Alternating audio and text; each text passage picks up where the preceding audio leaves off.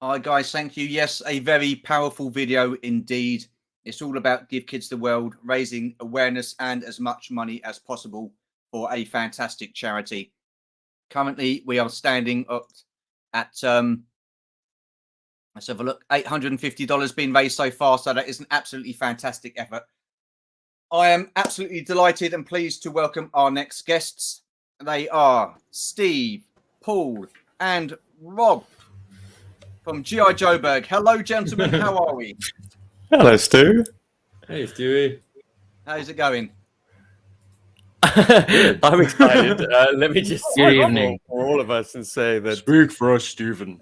we've had this on our calendar longer than any GI Joburg event of all. So this has been marinating for some time, Stu. It's delightful to finally join you on this very Thank you. important Because quest. I think it was sometime last year, wasn't it? Just before Christmas, that I did mention something about booking a date in the diary about it, and you know, it's here and it's just absolutely fantastic. So I really do appreciate you guys, all three of you, joining us. So, what's new in the world of GI Joburg?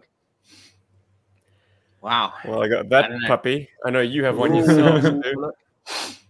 The Sky Striker. Oh yes. Yep. The dream project finally willed into reality. The thing that we all wanted. Another Sky Striker. But it's good. It's all right. Yeah, I'm you glad happy I with have it. Absolutely. And that's because I managed to vent off all my negativity before I even opened the thing. Thanks to everyone else's review, I was able to just let the bad sink in, and by the time I got around to opening this, and it was a very joyous occasion. I did it with another collector here in Brisbane who also got a Sky Striker. We put on some classic Joe tunes. He gave me a tour of his amazing toy collection, and then we sat down and we actually sat on the floor, in fact, and just got to work on those boxes. And it was Christmas morning with my mate. So good times. Just have a good time opening all new toys. It's not bad. It's not perfect, but it's not bad. Yes, it's not bad. Big issues with it? Big issues? I mean, nothing that I hadn't anticipated. Well. Oh no, Rob's got the 83. He's got the initial release. The one with the early nose cone. The absolute best. Awesome stuff. I didn't even have to go for a new one. Hell yeah. Awesome. And notice how it has no sticker around the cockpit. Now that's a bit of a bugbear I have with the HasLab, because it's not a sticker, it's a paint application, which is gorgeous. But if it was a sticker, I would have peeled and reapplied it because mine is squiff. Oof. Oh no. Yeah. You're gonna have to get Paul to redo that for you. Come on, Stephen, show us how bad it is. Look, it's very, very difficult to pick up on a webcam. But there's a bit of I see what you mean. There's some daylight gapping there. But that's common to all Sky Strikers. They just couldn't get them to line up well.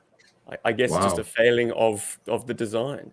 But mine also has a bit of daylight around the front. Being very nitpicky as well. Yeah, look, I mean, if I was a master with an airbrush and masking it off, I would correct it. Well, also, the fact that you spend as much as you spend on a jet and it can't do the basic jet things like taxi, take off, and land without the undercarriage caving in, that's a problem. But apart from that, Stu, great toy. I mean, do you have an issue with your landing gear, guys? Is your landing gear loose? Mine, well, look, if you ramrod it into position and you kind of maintain a bit of pressure there, it's not going anywhere. Similarly, if you've got it all the way forward, the nose wheel isn't going to sag. If you've just a little bit of pressure, and you're fine. So make sure you manipulate it like that. But it does tend to kind of work itself loose, and then you've got that little hang. Another thing that bothered me, because I don't like the flight stand. I'm like, no, it breaks the suspension of disbelief to have this chunk of what is it? Just a ambiguous thing that your Sky Striker is perched on top of. So I didn't like the The three. Where are we going here? The three what? Those three. Oh, the little dots. Oh, okay, yeah. Break like it has such a beautiful profile without them. It would be so smooth down there. But you don't have to display it with those on, do you? Yeah. No, those are fixed. Those aren't going anywhere. That's part of The model. holes. Steven doesn't like the holes.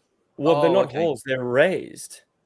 Yeah, I know. I want to add added support to the flight stand. These are raised post slots. Oh, okay, I'm with you. Yeah. So what I do is take the extra dog bone pin from the, because I like the double. Oh, this is a great innovation to have two missiles on one pylon. Brilliant. Yeah. So I take the extra one, the single one, and I just slot him in there. Awesome. No pressure for camera, Steve.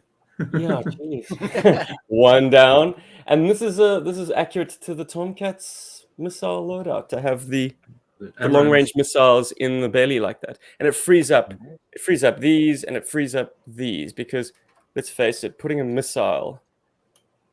Let's deploy the landing gear. Putting a missile there. It's a pretty precarious place to have a missile that close to the ground when you're landing, right? Yeah, that's an insurance risk. Yeah. I mean that back fin is really close to scraping. Friendly fire. Anyways, these are all my musings on being a HasLab Sky Striker owner for the last couple of weeks. I mean, there's so much more to the story, but I ain't in a position to tell it. Steven said it. I'm bored of it. So, on the whole, then, Steve, I get the impression that you quite like it and you're okay with it after all that. But he's come to terms with it. I because the money that was spent in the extreme case of trying to get one of these in Australia was spent ages ago. I probably am not as bitter as I could be. But if I coughed up a chunk of change the size of the change that I coughed up more recently and gotten what is essentially a bundle deal, because all I wanted was the jet. I don't care about the new retro O-rings. If there's a figure that I want to pick up, it's going to be a vintage one. I'm not going to waste my time with the new O-rings because they just don't feel right. So all of the extras, practically the blast effects, that stays in the box, man. I mean, the analogy is like that's draw kibble. That's stuff that you can't immediately attach in the playing of the plane, which is what I like to do. And so that stuff, all those extras, the deck vehicles, which are so cheap, I don't even want to touch them. Then just trash. All of that extra stuff, which inflates the value, the perceived value of the set, I don't want anything to do with. Maybe in 10 years I'll sell the carded figures and be laughing all the way to the bank. Maybe, if the value of them is any good. But right now, I'm sitting with all this extra stuff which just stays in the box, and I see that Sky Strikers in their basic, just the jet. Chasing eddies. Yeah, thanks, Chris. Or is it Scuba? Just the jet on its own, I saw going on eBay in the United States for just over $100 US, and I'm like, wow, okay, wow, I could have gotten off cheap. So Rob, after Steve's review of it, oh no, you didn't get one, did you? Why am I thinking you got? No, I didn't get one. So I've been on here a while now. I'm trying to get a bit delirious. So yeah. No, I can imagine. I mean, the last 2 hours were actually quite fantastic. I mean, you had a full panel. I feel like we're the guys who arrived after the party left. It's like, no, it's fine. Don't worry. Listen, we're going to be talking about things. We're going to be talking GI Joe stuff. So Rob and Paul, I take it you guys didn't get one. So how come? Well, I have an original, so I think that's the best. And I have the 25th anniversary. Is that what it's called, Paul? Yeah, 30th anniversary, 50th. I never know. The other one that they made. So 50th anniversary. I didn't need another one. But they did do something called a 50th, but it's like 10 years too soon. I don't know. It's rare. Yeah, whatever. But I have an original. We all actually have one of those. Yeah. Yeah. So we all have the 30th anniversary one. I have an original. Paul, he only has his dinky, 30th anniversary. I'm sorry, Paul. Yeah, I've actually got two of the damn things. Very sad. Embarrassing. Oh wow. Okay. Yeah. So that's why you didn't go for them. Is that right? No, I didn't go for them because I wanted a Robo Skull, and I only had so much money. So I decided to go with the Robo Skull. It was a tough time. You had to prioritize because both of the crowdfunding initiatives were head to head at the same time. Yeah. Totally, dude. And Team Sky Striker or Team Roboskull if your means were limited or you couldn't scare up. You had to choose one or the other. Listen, I'm not going to lie. I was Team Proton Pack for a while as well. I really had my heart set on that. But then, as much as I love Ghostbusters and as much as I want a Proton Pack because it'll secure me for Halloween and costume parties for the rest of my life, I preferred supporting the Roboskull because I'm very much in love with new toy ventures and the design is fantastic. Kind of and it's I didn't want to give the Hasbro too much of my money. Yeah, so and isn't the Proton Pack extremely heavy? I heard postage costs on that being astronomical, approaching if not exceeding the value of the pack. So that is what I had heard as well. You would have had a hidden cost that would have really made you bleed, son. It would have been Ena, dude. It would have not been nice. For essentially a costume. Striker in any of your future features? Like the problem with knowing how much the damn thing cost makes me reticent to reach for it when it comes time to take the toys to the beach or take it to a mountainside to film against a blue sky. Like just transporting the toys. Like I for the last GI Joburg play motion feature, I had two very inexpensive click and play or world peacekeepers, if you will, F-18 Hornets. Now, just being transported in the boot of the car for some reason, like I have broken bomb fins. One of the canopies has a crack on it. I'm like, how did this even happen? Well, I'm sorry, dude. I'll tell you how it happened. Rob, you can attest to this, man. We had an extremely windy day the one day, and this stuff was just like the second we pulled it out, it whipped like. Yeah, like I had a hat that I lost like twice. I had to climb down a bloody cliff face to get my hat back.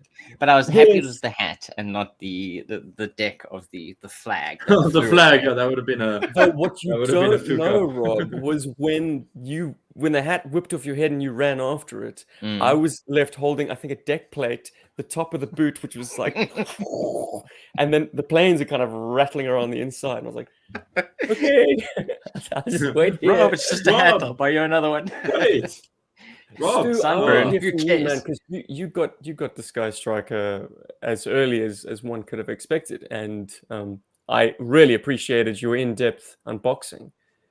Well, having a go at the post. In depth, it was just like, oh, look at this! Doesn't that artwork look great? And look at this. And look, I didn't even check for any sort like defaults and stuff like that. So I wouldn't call mine mine was more like an overview. And there were people out there that went into depth a lot more than I did. For me, the camera don't lie, man. I appreciate how you laid everything out. Yeah, but I mean, I was happy to receive it. Yes, I did go back and do another video addressing the issues with the weapon for Scarlet. That was an error. So, but then again, I'm keeping that on card. I'm not going to open it. So, and I can understand why people are annoyed with it. Some people had like two right arms or two left arms for the Cobra Commander. Mine was okay. Scarlet. Scarlet. No. Scarlet had the what's it weapon, didn't she? The dodgy weapon. Yeah, the weapon she can't hold. Two arms or left arms for Cobra Commander. Also, this always freaks me out on Scarlet. Like, turtleneck. Yeah. Did you not like that? I thought it was something different. I appreciate it being different. I just don't think it was that well executed. I think it could have looked cooler. I've always been a proponent of having like gender neutral bodies used for both male and female characters. So I guess I love that. Yeah. In theory, I don't mind a Scarlet head on an Ace body. But I guess in practice, you start seeing, okay, these are all value adds, but how many new parts are going into the construction of this? Ramp Rat is Ripcord with a different head. Failsafe is Ripcord with a different head and different chest. Ace is Ace. Pilot Scarlet is Ace with a different head. So you start thinking yourself, well, actually, okay, Hasbro didn't really go out of pocket in the creation of these extras. To, are they? I mean, a lot of these HasLab Frank and Joe's. What do you call them? Exclusive figures. They're normally repaints or they reuse of other figures and stuff like that.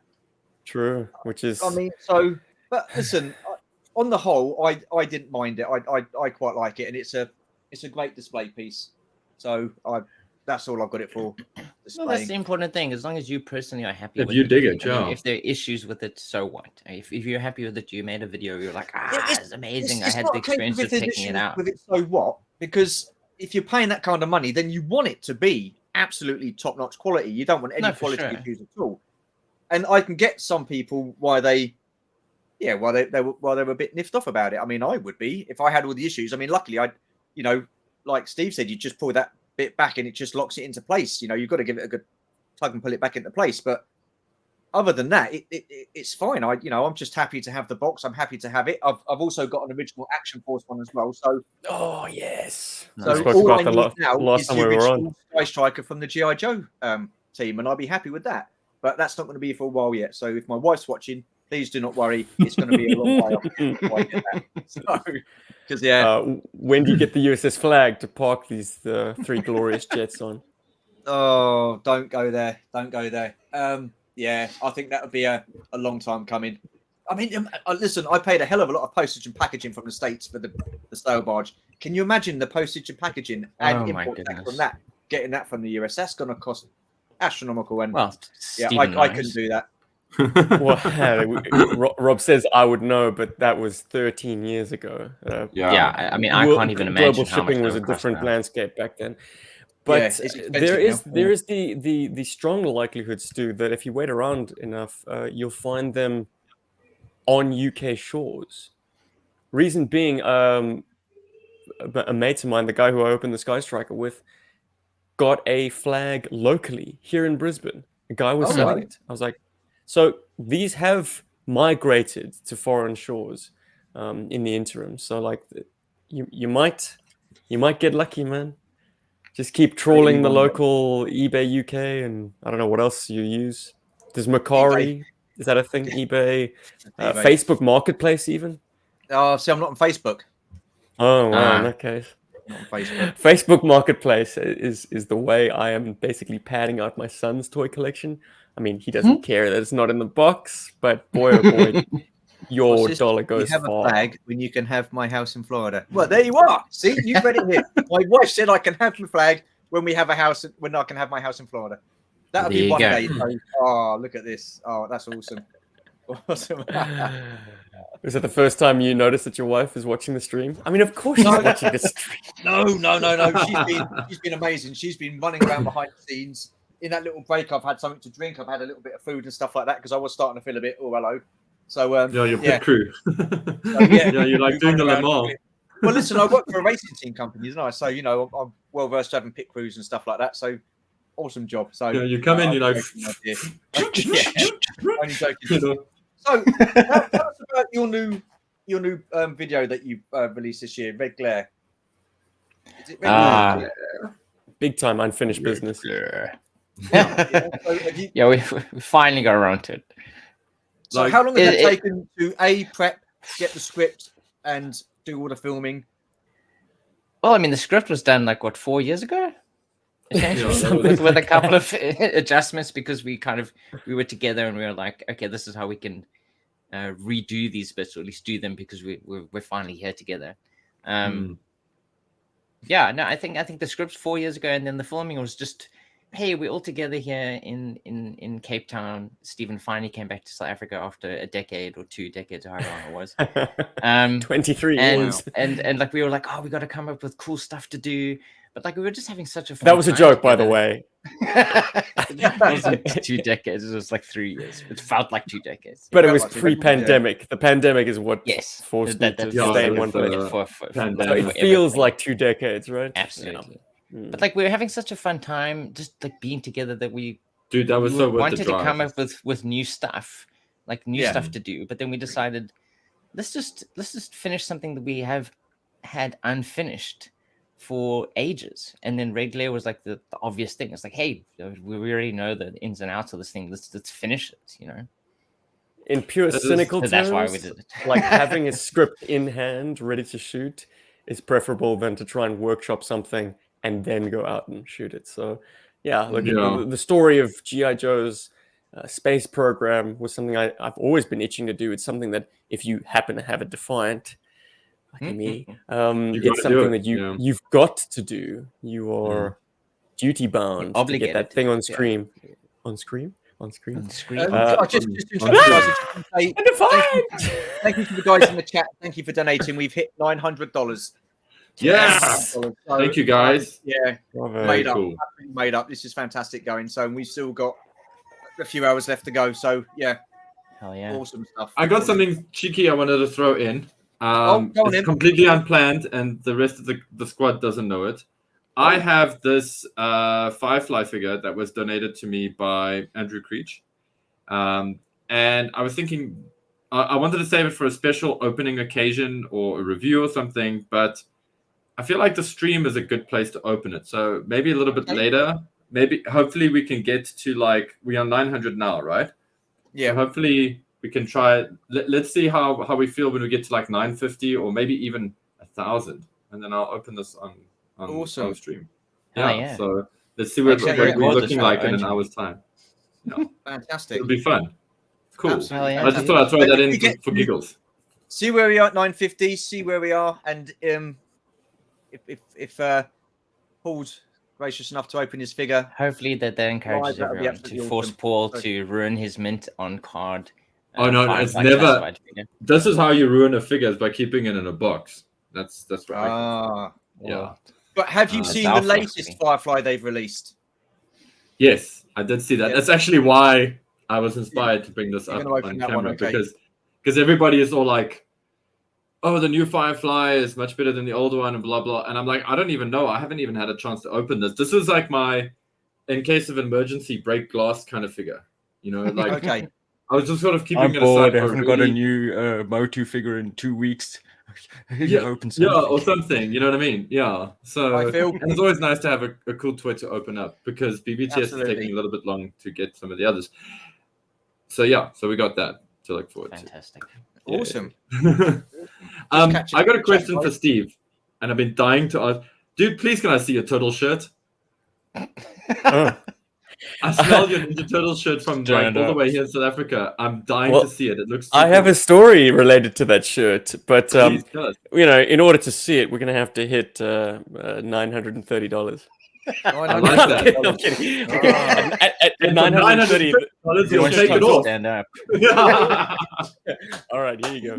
It's the classic, the classic Team Shots animated style. Hang on a minute. Where are you? Very cool. I don't know. I haven't seen that artwork before. That is so rad. I'm hoping we get all of these cool Turtle Hype shirts and stuff like that again, because all of mine I've worn holes in. Did you see the trailer? Yes, I did.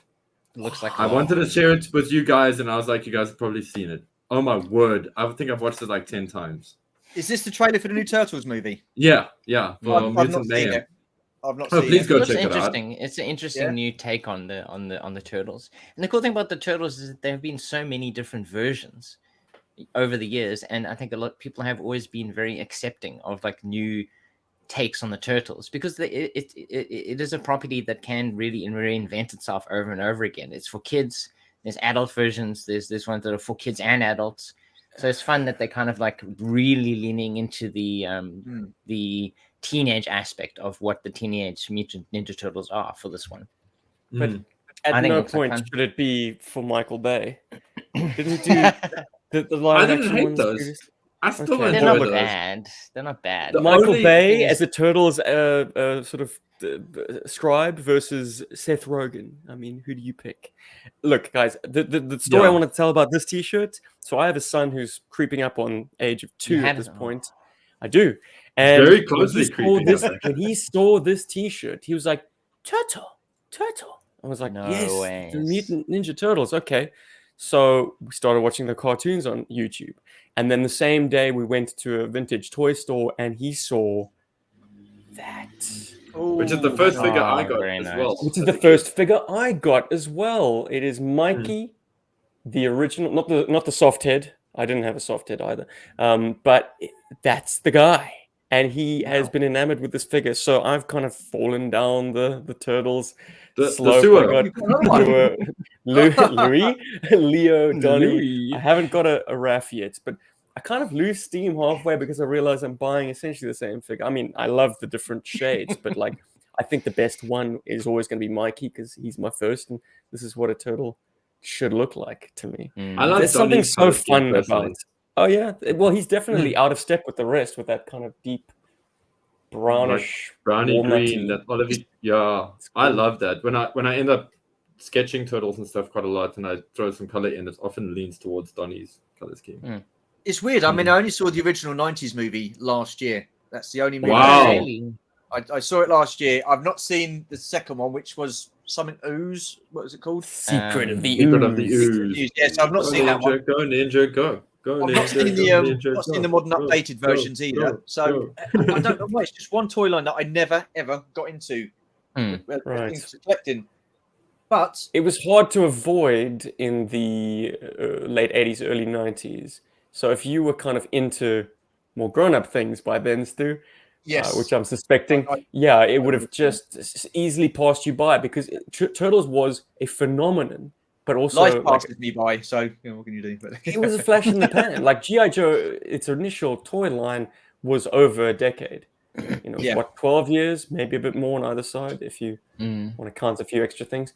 But Turtles, by 1996, they were decimated. They were done. Pack it in. Onto the next iteration, which I think was a TV series. Oh, God, that live action new mutation crap. That's like literally the only bad Turtles in my eyes. Look, my point is just, you blink and you miss it, essentially. I mean, what are 4 years, what is it, more than 4 years, 4 or 5 or 6 years in the kind of the life of a toy line? It's nothing. So Keep On Collecting has a question for us. How do we have the time to create storylines, film, and edit? Do we split these tasks up? No. We only release something every year. Like maybe 2 or 3 features. But otherwise, we just let Steven do everything. He just does everything. I don't know if that's Paul entirely started to do things now too, and I'm getting to the point of doing stuff. But yeah, I mean, Steven is a full-time dad. Paul is a freelance artist. I work at a comic book shop.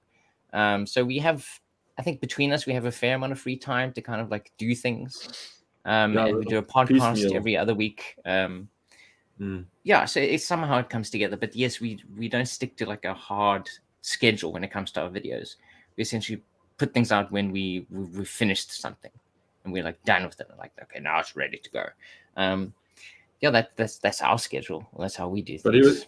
But Rob was pretty accurate when he said earlier, like Steve does do a lot of it. He does carry a lot of the weight. And I know for sure. Steven's very heavy. And but it's not like I'm not saying it in the sense of like, oh my God, the world revolves around it with that. It's just, it's a lot of work and he takes that work on himself. So, and it's hectic stuff. I mean, editing is not fun. And Steve, you've gone through the trenches with editing. Sorry, I almost swore there. It's for the children. You go through the trenches with that. Yeah, sorry, man. Because he's got a machine that just, I don't know, it just makes a sound that once you're first born sometimes. And he was editing on that, and I would have thrown my laptop out of the window if it was me. So yeah. So how would we? Stuff happens. Where you going with this, Paul? It happens. So what I love about your film is just the different angles and shots that you get with the camera. It's just absolutely remarkable. I mean, some of those shots you're doing when you're flying around, and yeah, that does look absolutely awesome. I need to see if I've got mine. I've got some boxes that I still need to open. There they do look cool. Awesome. I love this toy. He's so great. Absolutely. He does look awesome. Sorry, Stu, I didn't mean to derail you, man. That's okay, but I was just digging your filming up, and you've interrupted me, Paul. I don't know, but yeah, no. The different shots that you get, like the angles when you're flying, you got the close-ups and stuff like that. I mean, you've got to edit all those in as well. I mean, it's just incredible. I mean, the jets taking off the aircraft carrier, all that sort of stuff, close-ups, and it is just absolutely a remarkable thing that you guys do, and it's I really appreciate it, and I know a lot of people do as well, so hats off to you guys. I think the film language of particularly 1980s action films is so ingrained in us that we know what the sequence of shots should be or should look like in our heads. At least that's how it is for me, and it's something that's developed over time, of course. But yeah, look, we thank you very much to that commenter who made it seem like we were cranking these out. The truth is, it's a labor of love, and we do kind of come to it when we have the opportunity. So, for instance, when I was in Cape Town and with these guys, we got 3 play motions, basically the raw footage in the can, because when will the next opportunity come where we can just do it all together again arise? So you kind of make hay while the sun shines, is what I'm saying. Yeah. However, I've tried to be disciplined with myself, and for our YouTube members, I do a kind of a weekly vlog, which is basically very bare bones. It's play motion, warts and all, like stuff that would fall to the cutting room floor normally for not being picturesquely shot or particularly well staged. I often kind of fumble the figures in my hands, but that's the only take I have, so I put it in. That stuff happens once a week. It's like a 2 or 3 minute vid each time, and it just builds an ongoing narrative, which is fun. So if anyone wanted to throw us $1 or $2, they at least get something week to week. I would feel bad just giving them nothing but early access. We've got another question for you from Adam Berry. I have a question: 3 3/4 inch or 6 inch? I'm hoping you mean figures or both. I mean, crikey. We're going the wrong way here, but yeah, he's an O-ring male, but he is, and 82 and 90. He's one of those kind of guys. So I think I know the answer to this one, but. Yeah, I definitely prefer 3 3/4 inch. I appreciate the classifieds. I have several of them, and I do like them. But I think overall my preference would be the 3 3/4 inch. For me, those are the real Joes. When Steven's finished adjusting himself. Sorry, no, I'm actually going to kill my video for a sec because I'm using a very ad hoc setup right now. I've got it's wonderful. Like every time you talk on the bed, it's like I'm on the ocean. And it's now sliding. Like the table is literally sliding off the bed. So forgive me. That's okay, man. I mean, how difficult must it be if you'd like to try and film with the 6 inch figures? I mean, you don't have enough of them. I mean, and that will cost an absolute fortune to army build and stuff like that. So you've got a world building size figure there. I mean, it's the same with Star Wars. Any 3 3/4 inch is fantastic for world building, army building. And listen, I don't think it would be right if you guys used 6 inch and did, try to do films with 6 inch. I mean, there are channels that do classified play motions, or at least classified videos. Really? They do fantastic jobs with them. Okay. They produce some really good stuff, but I think our preferred scale is 3 3/4 inch, especially for our videos. But I think out of the 3 of us, Paul is probably the guy with the most 6 inch figures. Classifieds, yeah. So I'll say for the play motion side of it, the biggest challenges and why I would root for vintage over classified for play motion is when I've got the vintage in my hand and whatever's, and Steven does this much better than I do, but you can manipulate things quickly. When I just want to have when I want to quickly get Storm Shadow in kind of like let's say like a Wing Chun pose like this, for example, that's cool. But the classified figures, you end up futzing quite a bit because you want to get that now you have to adjust the hip and then the upper body and then get the head right, and then you're taking the helmet off. And I'm being a bit dramatic now, but there are some things, and then you're I don't know. It's just it's a lot of work. It's a lot more work in some ways, I find. And then but there are guys who are prepared to do the work. Yeah. And right now, I'd like to big up a channel that I have never had any contact with whatsoever. So I'm not just trying to promote my pal here, but his name's Rob the Hunter, and he produced a 40-minute, and he even calls it play motion. We've never spoken before, but he uses that term, which is cool. GI Joe classified movie, and. He demonstrates the one thing that I'm reticent about with toys, because I'm not a martial artist, and filming physical combat is something that I've always kind of done rather clunkily. My guys tend to grapple a lot. They don't throw punches or exotic kicks and things and do cool stances, because that's just not my language at all. That would be yours, Paul.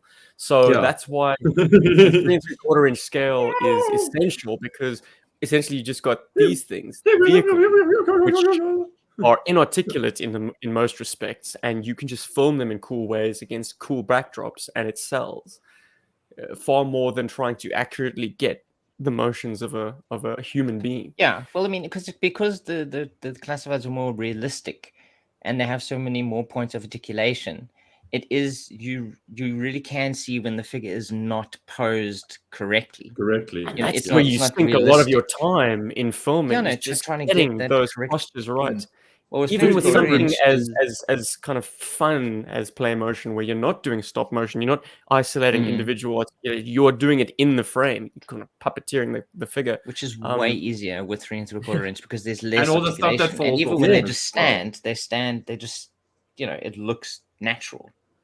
Even if you just, I've got a question for you guys. Resident Evil, just look like you're standing and shooting. Like that's a believable posture. Yes, all right. There's nothing wrong with that. That's what you call retro style play. There's nothing wrong with that. But Chris has got a question for you. You played together as kids with GI Joe back in the day. Did you each bring your own toys over to Steve's house, or did you pick it in turns from the collection present at location? Paul? Okay, so Paul's pointing this into the ether. But so me and Stephen grew up together. And yes, we actually always did play at Stephen's place. And what happened is that actually my collection just lived at Stephen's place. Until you got a PlayStation, Rob. Then I do recall we spent a few sleepovers at your apartment. We did, yes, that's true. But I mean, that's video gaming. But toy-wise, Stephen only gave me my toy collection, just before COVID happened. He was going to Australia. So 3 years ago, after 30 Rob, I want years, you to have it. Here's your toy collection, Rob. Enjoy it. Have fun with it. So yes, my toys are always there, and how we picked is Stephen picked whatever he wanted. I tended to stick to my own figures because Stephen was very finicky when we were children. I think he was like, "Oh, you're gonna break my toys. You're gonna lose the things in the garden. Don't do that." At least that's the impression I had. So, I would have been the same. Okay. Paul was also a nasty person. He's just worried about things getting lost. I just feel bad for people when they break stuff. But yeah, so I would often pick from my own toys, which were already at Stephen's place. And we also Enrico. I'm sure Enrico, who twisted my 89.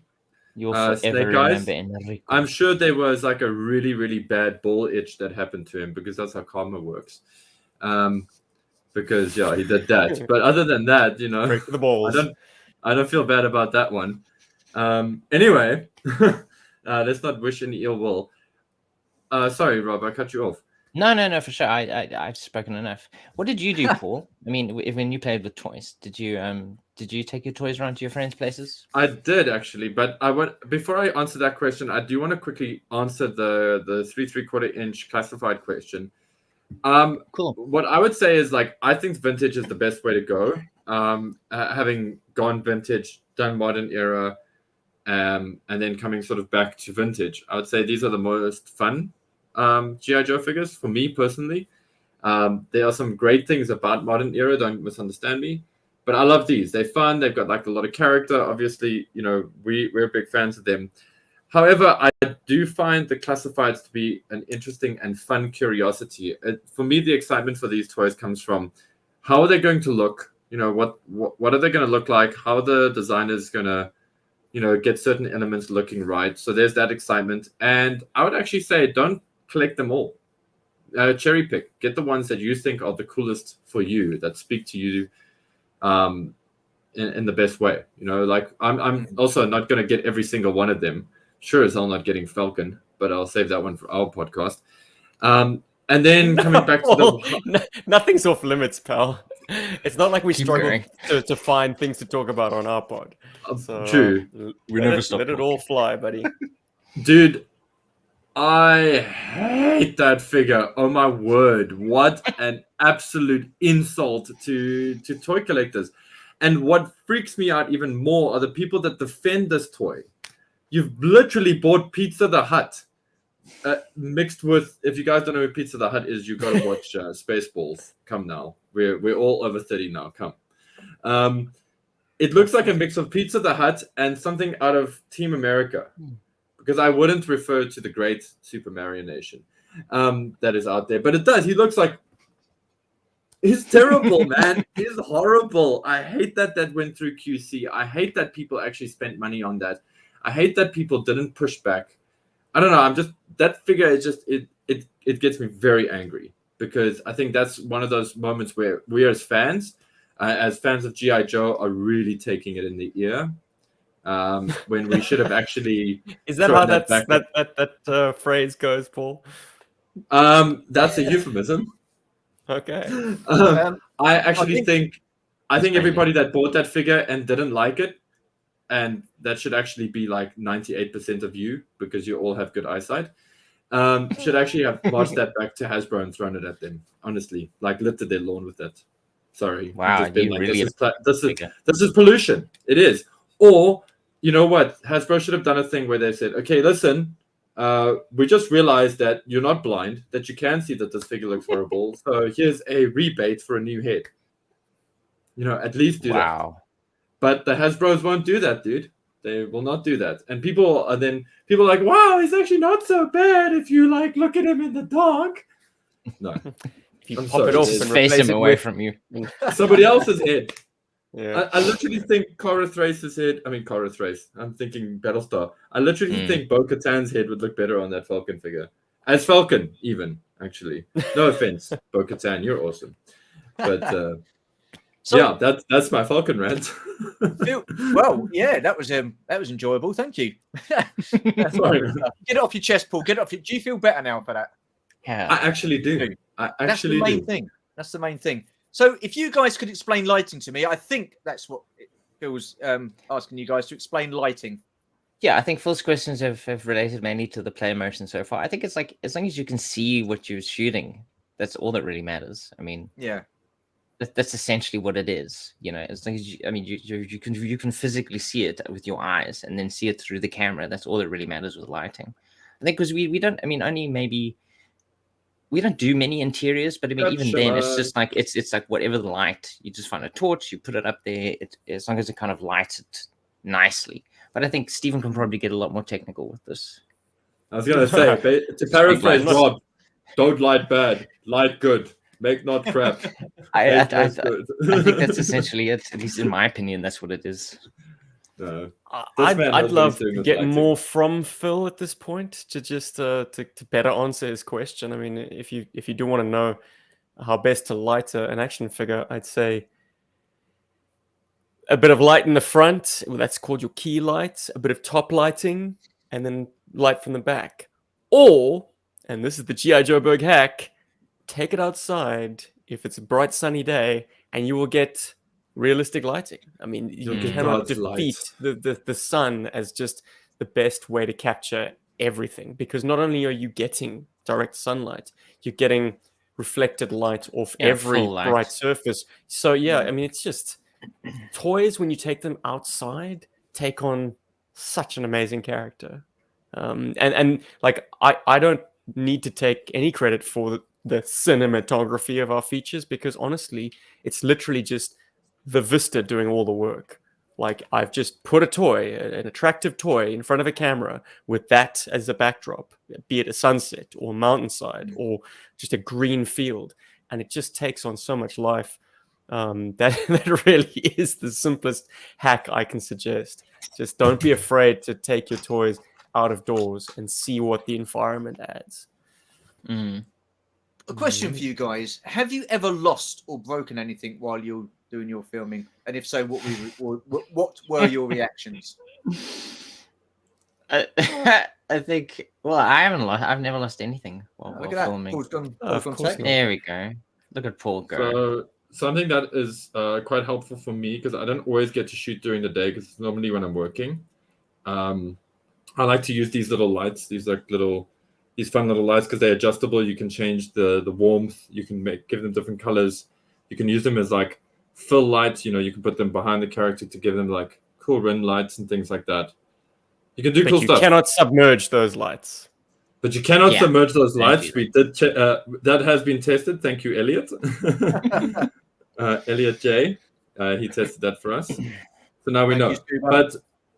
But they are cool. Sorry, the focus here is not working very well because I have only two. Well, that's what Phil said. He said he struggles to get focus on the figures with the lighting.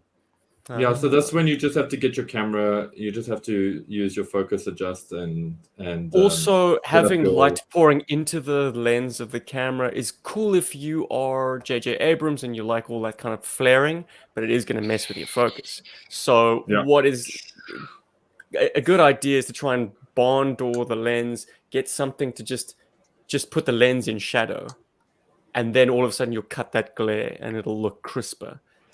Just to say, you have another This is bondoing the lights. Thank you, Adam. Awesome. Welcome to Joburg, buddy. I hope you like what we do. I mean, it's it's very niche or niche. It is what it is. Listen. I'll go back to the story I told you guys when you were on my channel niche fader earlier in the year or last year. When I first saw you guys, it was 2020, and I'd never seen your guys' videos, and I was sitting there watching it in bed, and I just see these grown men playing with toys, and I was literally gobsmacked. My mouth was like, but, and I said to you that night as well, it took me straight back to my childhood days when I used to do the same thing in the garden with my friends and out there playing with my toys. And I'm thinking the first thing I thought was nostalgia. That's exactly what I did as a kid. And to see you guys do it and to make Playmation movies, I just think is tremendous. It really is. So, Adam, you're in for a real treat, mate. They've got some quality stuff on their channel, and the Playmotion is brilliant. Don't want to blow sunshine out your asses and stuff like that, but it is fantastic. And it's enjoyable. It's pretty dark down there. I need a little sunshine. It's enjoyable to watch. Not your ass though. That is, Rob. Okay. Well, if you don't know that. That's just you're just on the target market, Stu. Sorry. Fans only. Yeah, but no, absolute quality, Adam. You're gonna love it, mate. So awesome. Well, as to losing stuff, I think probably the funniest story, the best story, I think it was with the whales. We had them in a river. We were shooting. It was awesome, and then we discovered later that one of the wheels. It was the wheel, wasn't it, Steven? Yeah. I think was it the wheel or the? I think you found the wheel pretty quickly. Oh yeah, I found one of the little really caster wheels had dropped off into the water. But fortunately, Rob found it before we moved on. So losing something mid-shoot, you kind of like pause. Yeah, we cannot go any further. We're gonna find this piece. Stop. So it does cramp your time a little bit. But yeah, Rob, you found it very quickly, very fast. But then we lost something else that day. What was another thing I have against these for Playmotion is they always have stuff that falls off. I'm pretty sure if we check in the earlier footage, there was a magazine in this gun. Oh yeah, my goodness. There absolutely was. Someone go back and check. But it was the scout bike on the whale. The scout bike, yes. It's kind of a piece that it's just there most of the time doing nothing. So it was pretty easy for us to leave the location and not miss it, or miss noticing that it was missing. Yeah, it wasn't there. The whale. And then I was on my way home after dropping Rob off, and I said, Rob, did we have the scout bike on the back of our whale? Can you just scrub through the footage? Because it was all on Rob's mobile. And I did, yeah. And we realized, oh shit, it fell off. This came off. I mean, it's not that big. I mean, it's quite small. It's very similar to the bike that is in the back of the Honda that Skids is based on the Honda City. Very similar to that bike. Yeah, we lost one of these. We have two whales. So then Steven's like, oh shit, okay, I've got to go find it. So Steven was just like there. that. It was exactly like that. It was dark because we basically filmed in this little river in a suburban neighborhood, and I think it was raining as well, so the water was very big and high, and it was just flowing very heavily. And Steven ended up gets better every time you tell it, Rob. That was fantastic. And Steven ended up tsunami. I'm looking for my little bike. Can't find it. And his phone was dying, so he had hardly any light source. But eventually, he actually found it. So I think at this point we've literally lost nothing on a shoot. This was the only thing where it was this could be the thing we'll lose. But Steven found it. Somehow it didn't go much too far down the river. And it kind of like got caught in like a catchment sort of thing where there was like lots of like rocks and stuff, wasn't it? Yeah, I think Something I took a little sprue or twig and just let it. It was of similar weight and size Stephen's as the bike. very And kind of let I just followed the course of the current and saw where it got snagged. And lo and behold, that's exactly where the bike had wound up, in this little eddy. But I'm just going to go very, to very lucky. So I'm just going to go to G4Sing's message here. Yes, we're up to 900, 600 to go till we reach the goal. Another 100 to go for another giveaway, and Paul hopefully opening up his figure live for us on the live stream. So come on, guys, let's get donating. Let's try and raise as much money as possible for a great cause. So again, to everybody that has donated, much appreciated. Thank you so much. And I'm sorry for interrupting you, Steve. Please carry on, sir. Stephen I guess I was just going to cap it off by saying that ever since that incident, Rob has become an absolute accountant with missile numbers, accessories, how many figures. Now. It's like, wait, did we have these missiles? Stephen, where is it? Oh, I threw it over there. But yeah, no, we've been very good. So this takes is the vehicle and does a little kind of like tally. 1, 2, 3, 4, 5, 6, 7. Okay, 1, 2, 3, 4, 5. Those missiles, you do actually throw them, didn't you? You do actually throw them, and sometimes, yeah. You get a more satisfying impact if you kind of do the missile cam, kind of a chase cam, because throwing a missile is going to kind of flip in the air and look awkward. Even if you do it in slow mo, there's no way to keep it kind of dart-like. So yeah, I think we get a hand in the shot, but I mean, it's nice to shot. I find it remarkable about the stuff that you find your stuff. I mean, I was taking a bag full of Star Wars toys around to my friend's house, and I dropped the bag, and one of the guns from the X-wing, one of the cannons from the X-wing come off. And could I find it? No, I couldn't. So then I only had 3 guns for the X-wing, and I was absolutely gutted. Was this a smaller scale X-wing, or is it the big boy? No, it was back in the 80s, so it would have been one of the original X-wings, not the Kenner one, or not the Kenner. We had the Planetary one over here. So, but yeah, I was pretty gutted. So it's not nice when you lose your toys. No, absolutely. I mean, I think even just us playing as kids, we did lose things, and then often, I mean, we were fairly good at finding things, but sometimes it's just like it's gone now, you know. It's the lawnmower. It belongs to the lawnmower now. Okay, so we've got another question for you from Adam. Favorite vehicle? Just one. No sitting on the fence, and has to be one of your own. Laugh out loud. Oh, buddy, you're a hard man. Wow. There you go. So one each, and it has to be one of your own. Because Adam said so. I'll go first because I've got mine right here with me. Oh, that was easy. Because I'm easy like this. Normally, I'm the one who's like all over the place, but this is my favorite vehicle at the moment. Not at the moment, ever. You can only own this one. No, the Warthog is my long-time love. I really love this toy, and being reunited with it, I remembered how much I love it because I've been smashing it about. That's why it was so it was right here for me to grab and mess around with. And I got old Sergeant Slammer, as I knew him, but Sergeant Slaughter is in here. Sorry, he's just scratching his nuts. Give him a chance. He's like, crotch rot, damn. Anyway, where's Zazzle when you need him? Anyway, Warthog is too awesome. Cool. I'm liking that. Now, what am I doing now? There you go. Steve, you've got another camera up, have you, Steve?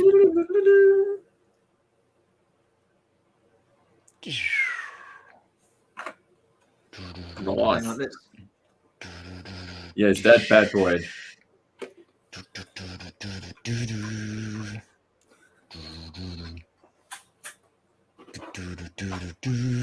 Does this have anything to do with what the question we've been asked, Stephen? I hope so. I think he just wants to show us some footage. That is awesome. What vehicle is that? Excuse my ignorance, but I'm not up to speed with all the vehicles. You're good. That is the Bug. It's almost as good as the Hammerhead. And they're both almost as good as the Warthog. Listen, I often flit between the Bug. For me, it's the Bug, the Night Raven, and the Warthog. Currently, huge faves for me. But Adam said you can only have one. I'm happy. Yes, yeah, I know. So I'm sitting with the Warthog. I chose the Warthog. Mostly because I've been playing with it a lot at the moment as well. Okay. Oh yeah. My absolute favorite vehicle of all time, Cobra Bug. Entirely probably because of nostalgia. Because had I had that Tomahawk as a child, it probably would have been that. But the Cobra Bug was a sci-fi vehicle if it needed to be. It was a submersible if it needed to be. It was a base if it needed to be. And it was glorious. Just sublime. I loved that thing. For me, it already felt vintage. It felt like GI Joe from a bygone era because we were all kind of a little bit late to the party as GI Joburg guys. So 1988 release. I just thought it was new. The reason I showed that video is we're talking a bit about play motion, but that was shot this December on our sort of family vacay. I managed to sneak away from the fam for a bit and went out to one of the rock pools that I used to take that exact bug and play as a child. Mm-hmm. So a forthcoming play motion will feature it in that setting. And I was just elated to shoot it. It was probably one of the most fun kind of, because of the nostalgia pangs it created, little play motion experiences I've had to date. Yeah. It's up there with shooting with the three of us together. Mine is probably will always be the Whale. I absolutely adore this vehicle. It's just always it's big. It's got an internal, like a bunch of internal space, tons of missiles you can throw around. It's got a feature where you can spin these veins at the back. Yeah, it's packed with tons of fun, and I still have my my little vehicle. So. Absolutely. I mean, I'm going to be with you, Rob. I think the Whale is definitely my favourite GI Joe vehicle. The Rattler will be my favourite Cobra vehicle. But yeah, that's absolutely fantastic. I do love the Whale. And again, I did a restoration on the original. I did a restoration on the Action Force Whale, so it's all decked out in Action Force stickers. Unfortunately, at the moment, I've had to put it away back into storage with the rest of my GI Joe stuff because I've in favor of DC. DC, Stu? I know, but those figures McFarlane are so cool. toys. Look, what I'm aiming to do is move my TIE Fighter collection in the front room and put that into storage, and then have all my GI Joe stuff displayed. Oh, there we go. I like place of pride. For a while yet, though, but. Because I'll give McFarlane one thing. The availability on those figures is amazing. Oh, How did he get that He's right? Very good at distribution. Brilliant. If only I wanted those toys. Like those characters. Stop being a Marvel, But is it? It must be great fun, Stu, to go to a store and know that you're going to find some eye candy that you would potentially take home with you. It's like to almost have that guarantee. That's awesome. That makes shopping so much better. It is when it comes to DC Multiverse. Yeah, I mean the distribution is great. Whether they have the figures in there that I want or not is another matter, because I'm quite specific. I just go for the Batman line of figures. I'm not into like Superman or saying that I've got a Superman because he come with the Green Lantern part of the horse. So I wanted the horse as well. So I ended up getting the whole wave. But yeah, I'm not into like Aquaman or anything like that. It's just basically Batman from the DC. So anything Dark Knight related, Batman related, I'll end probably at some point getting. Not right now, because I know George is watching, so I'm not getting anything at the moment. I've still Don't worry, Georgie's not buying anything this week. Not this week, no, or next week. I don't know if you saw it. I was on where was it? I was on Dave World Toys show last Sunday. And he said, asked me the most expensive vehicle or thing that we had, and mine was the sail barge, and only because it cost an extra 500 or so with shipping, and an extra 500 or so with import tax. And then my wife was listening, and she found out the true value of what I'd bought, and yeah, so you were never must have been a fun class ever again. No, it was great fun. Yeah, it was awesome. Had a lovely time that night. It was great. Fantastic. But no, she was great, and But as long as it comes good in the end, I'd say money well spent. The tragedy of our hobby is to go through all this expense and additional expense, postage, duties, whatnot, and not feel like you're getting your enjoyment out of the thing. I feel like the sail barge is a pretty impressive piece. It is glorious. I was tempted by the sail barge. Not likely to see again. Cheers, Scuba. Thank you, my friend. Scuba is coming up with all the links. Bravo, dude. Is he basically on the back end? Is he your tech guy? Oh, I've got loads of people running around in the background. It's absolutely marvelous. It's it's good job. Yeah, no, it's great. But this video here, the link to this video, unfortunately, it's just photographic. It's not me actually doing it because at the time I wasn't filming and I wasn't doing YouTube. So these were just pictures that I took of it, like looking a right mess. So then the process of like cleaning it up and what it looked like after it was cleaned, then putting it together in stages and stuff like that. So, if anybody's like wanting a know-how restoration, this isn't your video. It's just me with like saying, "Oh look, I've done this," and here are the photographs to show that I've done that. So that's still cool, though. Yeah, no, I'm still upset from Scuba's earlier comment.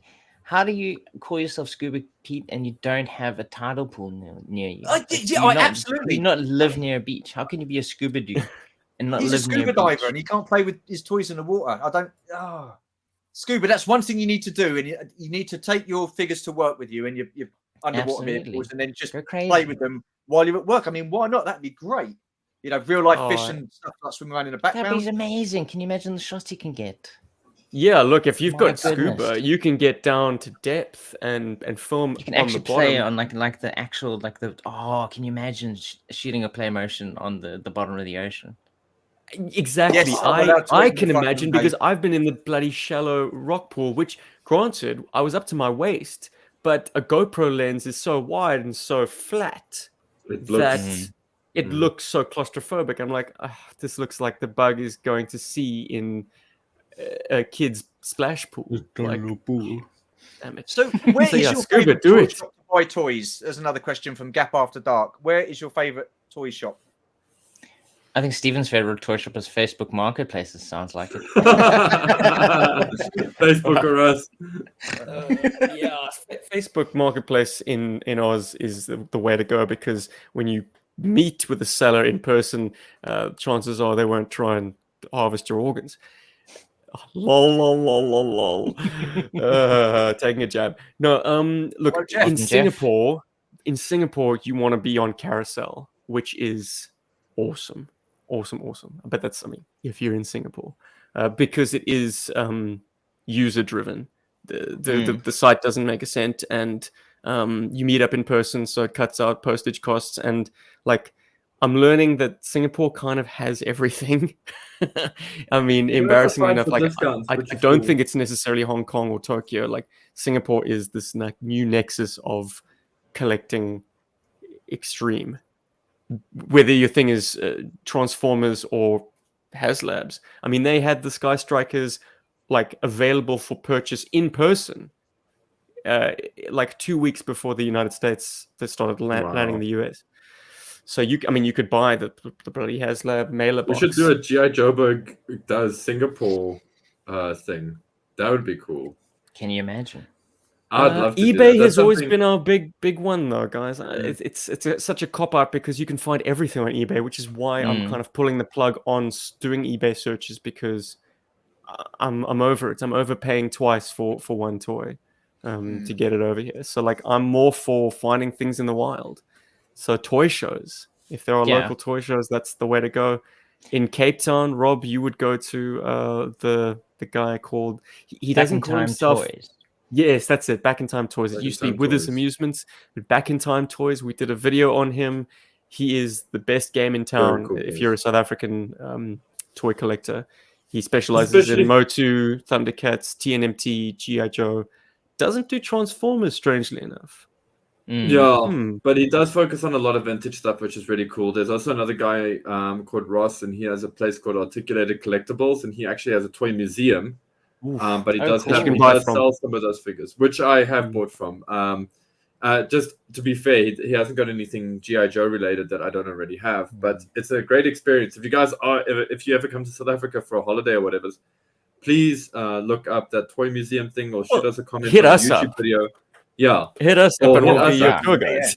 Yeah, but a great question that actually, because for modern toys, I use 3 sources. I mostly use Big Bad Toy Store, mostly just because I've just used them for a while. I know how they operate, the easy whatevers, and then I have them shipped with either Aramex or MyUS, and that helps a lot with postage. And I also like BBTS because it's got a pile of loot features, so you can buy stuff and they'll hold it for up to about 3 months or so, which is really helpful because if you buy, in my case, like I might get a Super 7 Ninja Turtle or whatever and a Classified Joe, but they don't come out at the same time. It's nice to have one sitting in the pile of loot while you wait for the other to arrive. And also you can build up your cash to get the, shipping and stuff sorted. So that's one avenue that I find works really well. This is more catered towards if you're into like Japanese stuff. I'm a big fan of like HLJ. Which does surprisingly have some GI Joe figures on there. The higher toys, Snake Eyes, and some of the Flame Toy stuff was available in HLJ. When is that dropping? Sorry, the higher toys, Snake Eyes? April or May. I think it is. Not bad. Yeah, it's around the corner. Hobby Link Japan. If you're scratching your head. Yeah, HLJ.com. And then the third one I like to use, which is a local one actually. It's these guys called Red Claw. And they're in South Africa, and they're actually quite good with getting figures and stuff in the country. Red Claw, is that a reference, an obscure reference to Batman the animated series? I wish it was, but it's not. I actually asked the guy, and he's like, "There's a Red Claw in the Batman animated series," and I was like, "How do you not know this?" Shocker. But you will notice a theme that this is basically online stores. It's international stores. Other than Back in Time Toys, which is very niche. If you don't know about them, you won't be able to get vintage toys here. It is international toys. There's no like real local sources where they have a nice wide selection of like whatever the modern toys are stocked. Even the shop I work at, we don't do really so much action figures anymore. And then like the local like toy shops and whatever, it's like Toys R Us, and there's one called Toy Kingdom. They mainly do like random, like really cheapy stuff, or like the most modern, like Transformers things, but not so much like the collector type stuff that you would want to get. But thankfully, they do a Motu for Paul. Yeah, they do get Motu stuff, which is nice. In local shops. But now I've got a local Motu dealer in the form of Benny's store, man, Toy Master. He's great. He's based in Cape Town. It's another great store to get stuff from. But yeah, and that actually kind of answers another question that was asked: is it difficult for us to get toys here? Yes, it is.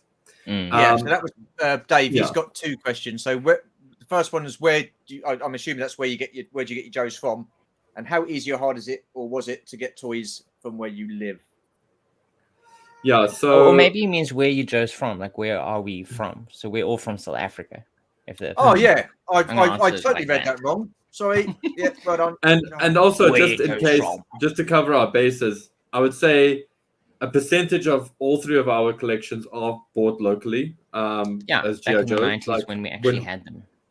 Yeah, so when we could actually buy them in stores, when they were freely available, and then from individual sellers who have had collections and whatever's, LA, eBay, Biddle Buy, Back in Time Toys, that kind of thing, and then I'd say then the rest is a pretty good mix of America, Europe, and I specifically say Europe and the UK, because I've got a lot of figures from Greece as well. That awesome Warthog I showed you guys now was a gift from Steven, and that was from Greece. From a Greek collection.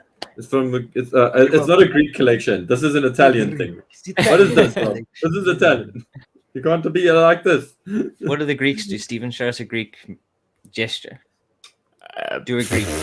I'm tangentially Greek, but no, you embarrass me, Rob. Come on, I can't even speak the language. I can order a beer, mia birra paracalo, but there we go. That's all you need to know. That's all where the toilet is for afterwards. Yeah, there's the Mediterranean. Go.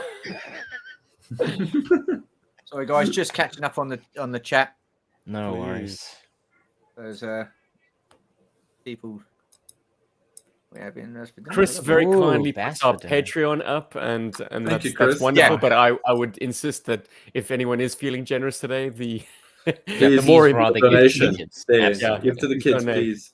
Well, let's see where we're at. Save it for next month, but for now, donate to the kids. Give it to the kids. Still a 900, so yeah, it's all good. All good. We've got plenty of time. You still have 18 hours. I think it's doable. Oh, 18 congratulations, Stu, on crossing the first quarter mark. I should have said it 17 minutes ago, but Oh no, We're having a really okay, good man. time. That's okay. How do you know this stuff? well, it's Because been it's going in for, the top. for It's in the top corner there. yeah. You know, it says 6 hours 18 minutes. Yeah. Oh, little yeah. red So thing. we're Yeah, getting how there. long he's been live. This is great. I'm absolutely loving this. Absolutely loving this. I've just finished a can of Red Bull, so I've got some more juice here. I've got some more yum yums down there that I'll be munching on at some point. And yeah, hopefully, I don't want to tip your hand necessarily, shortly. but what I mean, are you wall to wall with guests, or is there something else in the pipeline? Okay. No. So you're not going to kind of stick on a classic cartoon and take a smoke break. Bye, So guys. after you, so obviously you guys are GI Joburg. Then from 10 till 12, you've got Detty, Smugglers Canyon, Chris Smith, Cy, Shabby, Jeff, and APD. So they'll be joining us till 12 o'clock. That's also Miss Detty's got a quiz. So, and she's also got a theme for her quiz as well, which I made myself. No expense spared, people. This is high quality entertainment stuff here. I'll have you know. Absolutely. Don't touch that dial. Then from midnight to 2 a.m., we've got Brett, Gary, Trenton, Brad, and John. Then from 2 a.m. till 5 a.m., we've got Scuba, Jeff, Dave, Goji, Joe, and Boba Hicks. Matt's joining us 10 o'clock Eastern Standard Time. And hopefully a couple of other people might be jumping on as well. Shabby might be jumping on again, not too sure. Then from 5 till 7 a.m., we have the Australian crew. Keep on collecting, Usual Mike and Scott Crusher. And then from 7 a.m., Aussie Blue Snaggletooth will also be joining as well. And then from 7 a.m. till 9 a.m., we have PGM show. Fantastic. So looking forward to chatting to him. He was in The Hobbit. No, he wasn't. He was in The Lord of the Rings, Return of the King. So then from 9 a.m. till 11, we have Will Toy Dude. Then from 11 a.m. till 1 p.m., we have Feel the Force and DTM Collectibles. Then from 1 p.m. till 2:30, we have David Well Toys and Dark Lycan. And also joining us again at 2:30, seeing us out for the final half an hour, we have Darren from Give Kids the World again. So he will be joining us again. So yeah, it's absolute testament to you guys for being part of this. I mean, crikey, you know, if it wasn't for you guys, I'd be just sitting on my own chatting 24 hours. Hey guys, tell me questions. You know. So thank you so much for everybody who's participating, taking part in this, donating, whether you're in the chat. It's just overwhelming. So thank you so much. Really do appreciate it, guys. And yeah, awesome stuff. Team effort, you know, like absolutely. And it's just a wonderful thing that the guys and everybody from around the world can get together and try and raise money for a well-worthy cause, in my opinion, and I think lots of other people's opinion as well. So absolutely, I love how you're getting time zones to kind of work with you as opposed to against you in terms of the scheduling. Yeah. I mean, when the northern Western Hemisphere goes to bed, then you got the Aussies. And then you switch over. And in between, you're tied over by the Americans who are absolutely. I mean, the time zones were trying to figure it out and stuff like that. But I mean, I like being prepared for things and trying to get things as good as they can possibly be. So prior to this, it was like asking people and finding out about time zones and trying to get and fit it all together. I mean, it's not rocket science. It did take a bit of thinking to do and putting together and planning and stuff like that. But, you guys have made it so easy by just jumping on and just being here, and everybody else in the chat and everybody else that's going to be part of it. So, a big thank you to all you guys. I mean, so thank you again. I think we missed a question, however.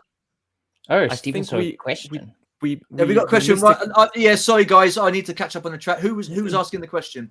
There was a question. We'd have to scroll up a little bit, but it pertained to our favorite figures. So it was a follow up to the vehicle question, and it's a more difficult question to answer, perhaps. I don't know. Is it? If you don't read the chat, you don't miss any questions. If you could transform into a vehicle, which would it be? I was talking and I wasn't reading the chat. I can't. I'll leave it to you guys. I'm just. I need chilling. my I'm glasses. scrolling having back a good night. now. If I find it, I'll draw it? everyone's attention to it. But No, that's Patreon. Is that it? No. No. Doing did well, I Gap. make that up? Do you know, But I well, I think hope not, because you I've just did. gone through all these. Maybe you all just these- want to tell people what figures you Oh, here we really go. like, Stephen. He said, right, I'm making it harder now. Favorite figure, just one and one you own again. Where This is is gonna it? be Where did you tough. say that? Where is that? After Whale is dope, to be fair. And just before, so it's between Sure. Dark Lycan and GeForce Racing 20, and GeForce Racing 20 is Hey Baz. Oh, this one. that helps. Yeah. Ah, Hey, what did you say? The last comment. Why did you say that? oh. Okay, got him. Honest. Okay, so what's the question? We All only right. allowed, yeah. I'm making it harder now. Favorite figure, just one, and one you own again. This is going to be tough. Okay. Nah, it's not tough at all, Scoop. Just one and one you own again. Well, what if they're the same? What if you still have your childhood favorite figure? I realize this is not as common as I'd like it to be, because a lot of people parted with Played their the shit out of collections, them. went through their GI Joe dark phase, like chicks and beer. But I've managed to keep my childhood Shockwave action figure, and he even made the trip to Australia with me. And that's not something I can say for 99% of my collection. But I've just knocked over my water. If you bear with me, I'll get him. Hell yeah, dude, do it. Mine is Scoop. So Scoop was from '89. He's just the absolute best figure you could possibly own. He has a camera, so he emulates. I mean, what we do. He films the action in the middle of a mission. And yeah, absolutely fantastic figure. I reckon everyone should own at least one. We could have 4 or 5 like I do. You could do that. I am Paul's favorite figure. I call Actually, bullshit. Not me. This is the retro collection one, but the vintage one. So I'm actually just a homunculus, but I am his favorite figure. Big word. I look like his favorite figure. There you go. Yeah. The retro, the modern retro O-ring version is a lot of fun to play with, but it's not as cool as the original. Okay. And who's this? And- Is that Shockwave? That's Shockwave. This is my original. His pants are no longer powder blue. They have taken on a green tinge. Okay. But he is just the way I like him. Totally set up for play. A little bit of Awesome. wobble in the knees. He's awesome.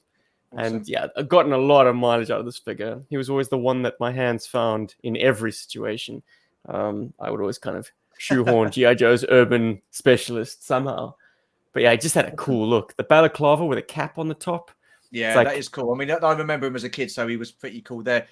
Gaff After Dark's got a question for you. What are all of your Holy Grail? What are all of your Holy Grail toy you always wanted to have? So, what was your Holy Grail toy that you wanted? The Tomahawk. Tomahawk. Because it was in every GI Joe form of media, and I thought to myself, well, surely this is fake. Surely this doesn't exist because it's just too cool. Because the Cobra had like a helicopter that saw a lot of use in the comic book, and so I knew that didn't exist in toy form. But so similarly, I thought the Tomahawk was just made up for the comic because, of course, GI Joe needed a transport helicopter. Lo and behold, the dawn of the internet, and I download, these. It took the picture a while to kind of get resolution. But I would see pictures of this thing, and I was like, I have to have it. I know what the that's coolest. like too. It is GI Joe's chariot. I mean, that's exactly what they need. This is Where's this? a special forces team that need a helicopter insertion Tomahawk, method. Yeah. And we've got So good. What's Rob holding up there? I guess this is Rob's great. Handful of scoop. Wow, it's a couple of my scoops. a couple. So Awesome. a few of them. So there's the Collectors Club version. There's this version that's still in the box. There's this version still in the box, which is the same version. Wait, where's the camera there? With a different sticker. with no with a different sticker. sticker. And there was one that I bought in the States, and then there's my original childhood one. So he's fantastic. Yes. He's holding a beer can there. Oh, thanks, PJC. Thank you, mate. Thank you, T. Yeah, so you should definitely own your own scoops. I haven't bought all of them yet, so go get yourself one. It's the best. Rob single-handedly raising the price of scoop. I'm trying very hard. Soon there'll be worth something I can buy myself a house. So we've got another question for you. They're coming in thick and fast. Do you Mm. guys only collect vintage, or do you get into any other GI Joe toy lines? I think we've kind of covered this, but we'll touch on that again briefly. Yeah, as the toys came out, well, at least like when the modern toys came out, yeah, Stephen and I bought as many of them as we could. We definitely went full force with the modern figures. Yeah, so we have a very wide selection of GI Joes as they came out, but then we kind of realized that we overall really do prefer the vintage figures. So we've always continued to collect them and expand our vintage collection. Stephen, I think, also once bought what is that line called? The other 6-inch line? Of GI Joe. Yeah, that one. What is it called? Sigma 6. Gosh. Sigma 6. I Stephen think even they had were a Sigma 6. 8 inches. Oh, there were 8 I had inches. one just to satisfy my curiosity. Probably 7 and inches. It's classified. We have several of those. Paul has helped me get some. Paul buys himself his favorite ones as well. Yeah, I cherry picked like a mofo. Yeah, it's not because some of them are bad, except Falcon is really bad. Just want to make sure everybody knows that. But I just cherry picked my favorite characters, and the stuff that I really want. So I have one Viper. Thank you, Ryan Sweeney, for that. I don't want to get more. I've got one. It's good enough. I don't want to troop build this dudes that are this big because it's insane. Sorry, Rob. Just make it happen, Paul. I've also bought. Personally, I bought the Sideshow figures as well. I have a collection of about 13 of the Sideshow collectibles GI Joes, which I really love. 13. I didn't know you had so many. I only have Zartan. I have 13. I'm missing Flint. Duke, and Destro. Yeah, to make it complete. To make it. How are the prices on the aftermarket for Sideshow GI Joe? Have they kind of stabilized? Are they going up? Have they come down? I haven't looked in a while, I must be honest. I think the last time I looked at a Destro, it worked out in rands. It worked out to about 4,000 or 5,000 rand around there. Okay. But that was a couple of years back. That was actually when Bart did that footage of that convention. I think it was Joe Fest. He went to Joe Fest, and then there was that great Sideshow Destro on the one shelf. And I was like, I actually am missing that in my life. Let me see how much they go for. And I was like, no, don't have money for that. I don't want that. So what's the phrase? I'm curious. You have a request, Paul. So I'm going to put you on the big screen, mate. The ninja is a weapon. Awesome stuff. I am Paul's favorite. Yeah, very in character to say that. And we have another question. What would you lads think of classified line making smaller vehicles? Yes. Claw, Skyhawk, Trouble Bubble, etc. Well, they're doing the Trouble Bubble, aren't they? So yes. Well, they're getting around to it. They have done a few of them. Claw. I think definitely do it. I think that's a big thing that the line is missing and is difficult to do because of the scale. You can't do tons of vehicles. I mean, they've done the Hiss now, and they obviously had to crowdfund that, or at least they were like, we need to crowdfund this to even have it made. And they have made a couple of vehicles so far, and I think I would love to see more vehicles for these characters to fit in. I'm just so glad. I think most 6-inch lines don't even have any vehicles at all. No. It's literally the only line that I know in the 6-inch scale. Yeah, but they got that like satanic bat bike, which is awesome, by the way. McFarlane, Fortnite. There are a few 6-inch vehicle offerings out there, but like the Ghost Rider's bike as well. Question on everyone's lips: like, when do we have our Joes not have to march everywhere? Valaverse is bringing like a sort of armored up SUV. Oh, cool. Hasbro's bringing the Hiss tank. But I just think you're pretty quickly going to realize how much space a 6-inch scale vehicle is going to take up. So the way to go is these smaller sets. The Trouble Bubble is glorious. It looks amazing. The forthcoming classified Trouble Bubble with the Televiper, does so many details really well. I love the fact that they went into the inside panels have like little bits picked out in like a fluorescent green.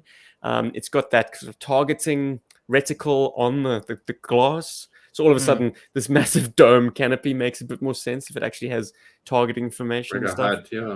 It's the optimized Trouble Bubble. So that's really what where Classified's wheelhouse should be, like, to give us like blown up versions of what our minds interpreted these dinky little 3 3/4 inch vehicles to be.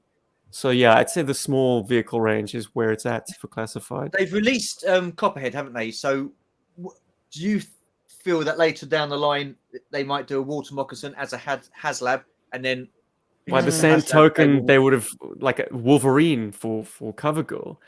But the reason I doubt it, Stu, is then what pack-in driver do you have with those vehicles? I think by releasing those figures single boxed, you've almost denied like that is kind of removed. You just repaint them. You have Copperhead with. I get that, but look what they've done. Look what they've done with the Vancore. They released the Vancore, or they didn't release it. They put the Vancore up for a HasLab project, but then they did a Gamorrean Guard, but on a vintage style card. So maybe that's what they would do.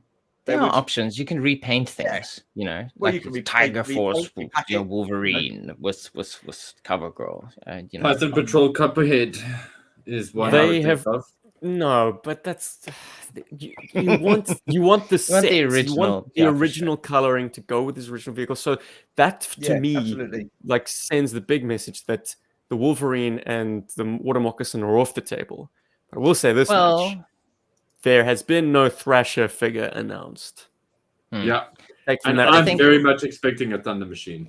But I think if his tank proves something, people do want those bigger vehicles. But once you reach a certain scale of vehicle, size of vehicle, they will make them all HasLabs. You know, like by the same token, if it's worked once, it'll work again. I think Clutch, you know, when he's also in the same camp as Thrasher, we haven't seen any kind of name-only reveal. It'd be an easy figure to knock out, but I think a Vamp is a very achievable thing, particularly using the HasLab model. A Vamp with a towable weapon system, it kind of gives itself to HasLabs and unlockable tiers. I think it's so cool we've that got a Cobra, we're going to go with the Joe next. Simple. I think it's cool that they released everybody's favorite accessory as a classified figure 2-pack special pack. Of course, talking about Scrap Iron.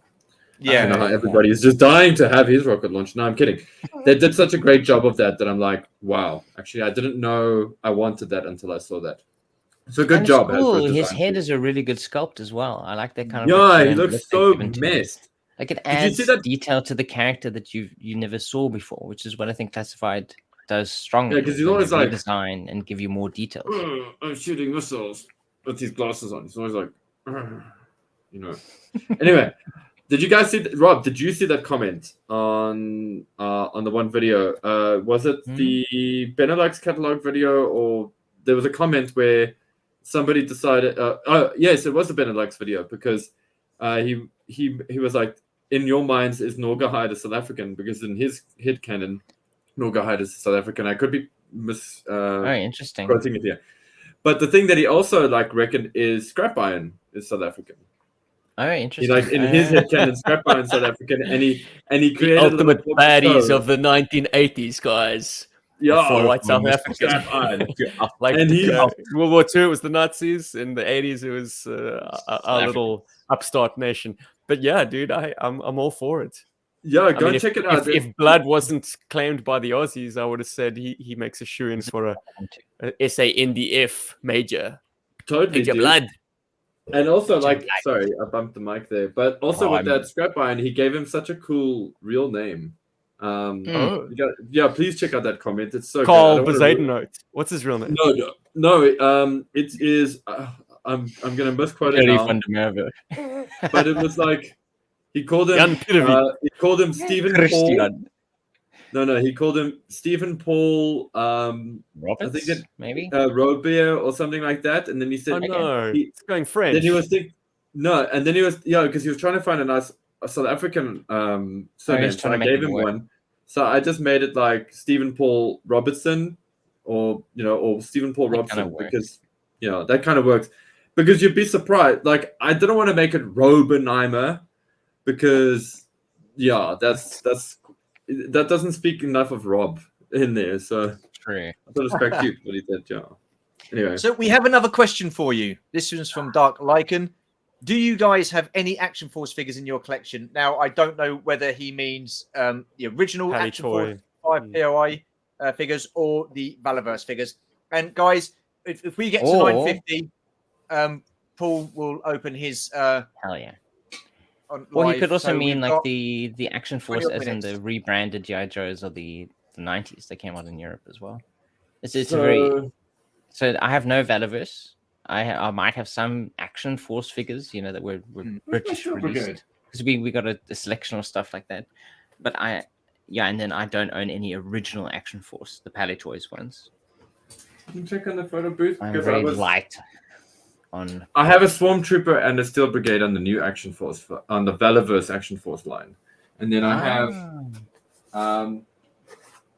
This is always fun. I got one of these, but if you look on the side. Action Force. There we go. Yeah, this is an. You've got the GI Joe sticker, because by the time, so the transition period had happened already by the time a lot of these boxes arrived in South Africa. So in the UK it was Action Force, then for a year it was GI Joe the Action Force, and then eventually just GI Joe. So what Paul was showing there was a Dreadnought cycle that was Action Force printed box. But because the transition had already taken place, they just slapped a GI Joe sticker on top of Action Force. They didn't do it in every place. They didn't have a scalable, a GI Joe sticker for each of the places you see Action Force on the box. So on the top it says Action Force, and on the face it says GI Joe. And I was curious, man. I had Carter figures with that same thing, and I was peeling off the stickers like what's underneath? What does it say under Action Force? What's Action Force? And so it was an archaeological dig to discover the history of this line and its various iterations. Trying to get that sticker off. But yes, absolutely. I had Palitoy Action Force 5 POA guys. I have rebranded GI Joe as Action Force guys. I have lovely vehicles and equipment, like my transportable tactical battle platform has Action Force stickering because I bought it in Bournemouth, actually. My Sky Strike, I have a UK Sky Striker with the beautiful, like the blue star and the tricolor as opposed to the American flag. And GI Joe. For your wedding, you were given an Action Force vehicle? Yes, a friend of mine, amazing guy, customizer, friend of the show, Jim, sent me the AF3, the Palitoy version Jeep with the top that comes off and becomes a boat. You know the one, right, Stu? UK viewers will know exactly what I'm talking about. Is it Z-Force? It's not Z-Force. It is the first release of that Jeep. Oh, okay. It was then rebranded as the Z-Force Jeep, but they took the roof away. But the initial release, so nice. It had brown camo patches instead of black. And it's a glorious, glorious toy. Rolls so nicely. It has rubber wheels. That was the innovation that Palitoy added to GI Joe vehicles that I wished was standard. And that's like the re-release of the Vamp as the SAS Panther changes out the clicky-clacky plastic wheels with rubber wheels. And it's just, it's so satisfying to roll that thing around.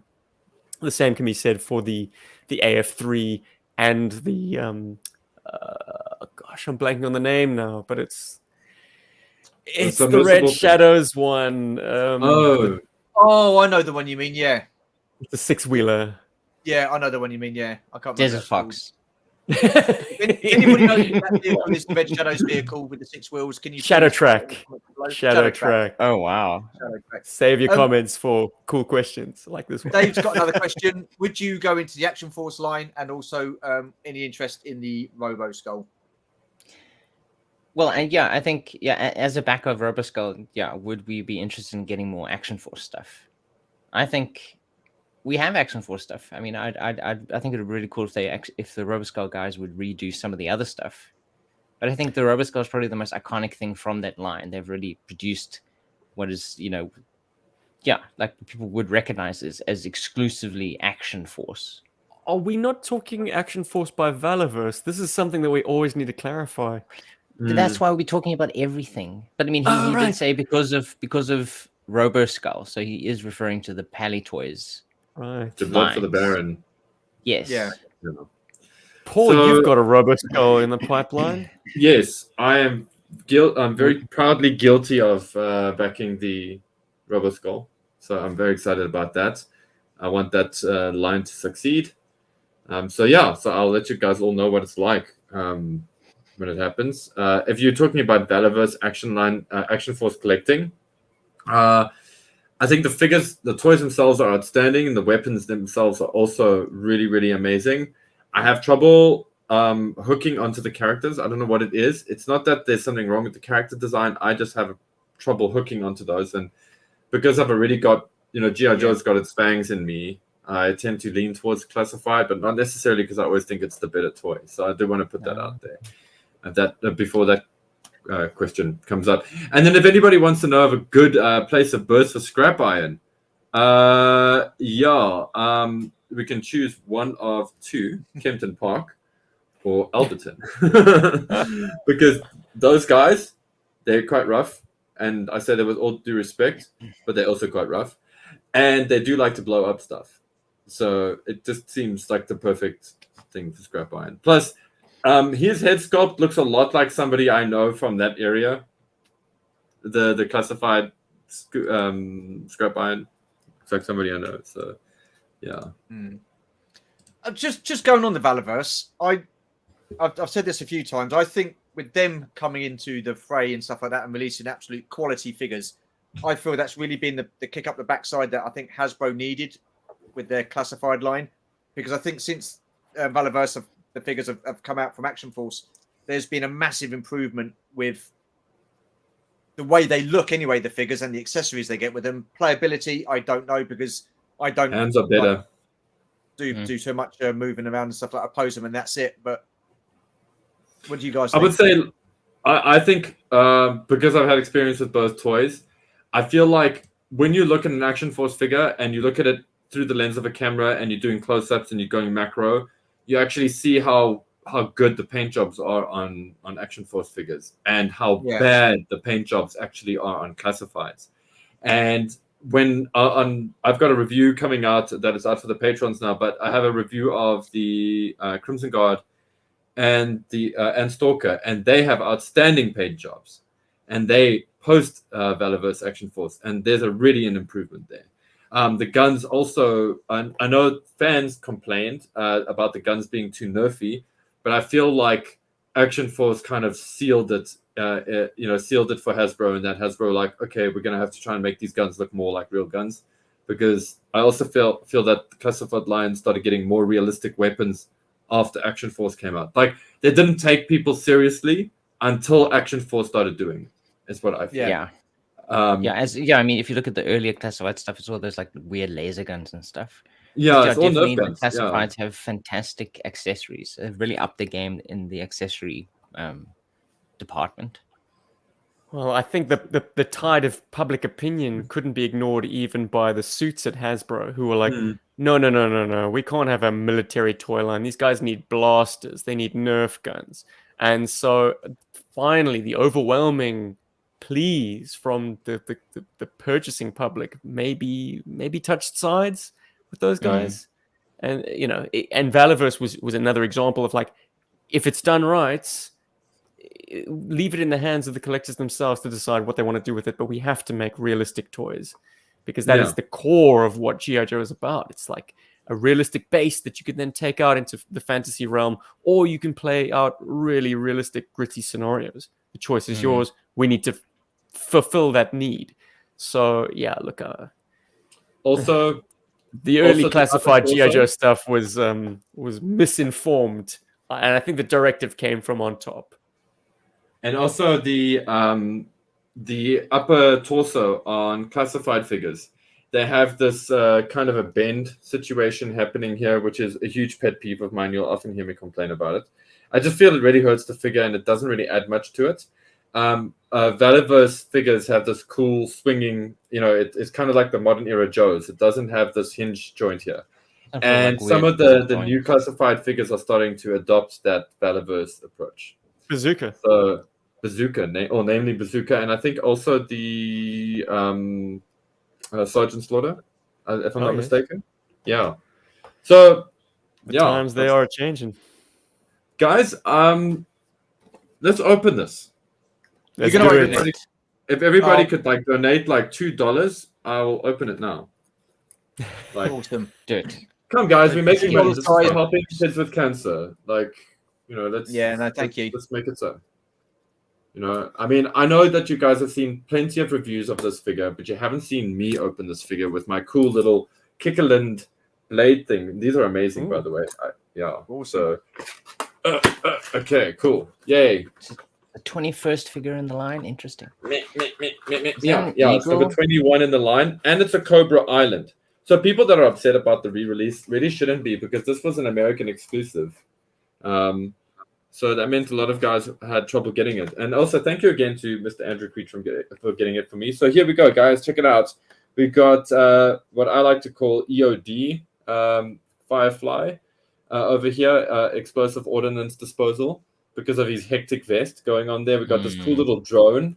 This nondescript, semi-realistic-ish looking gun. Dynamite, because he gets all of his explosives from Acme. And yeah, let's pull out this backpack first.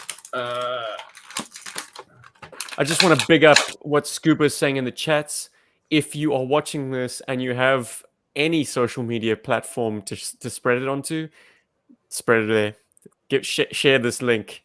Get people there. Some eyes on the stream. It's going to be amazing. It's going to keep us company for the next 18 hours. Amazing. So that's quite cool. I'm liking what I'm seeing on this backpack. And yes, guys, please share the heck out of this.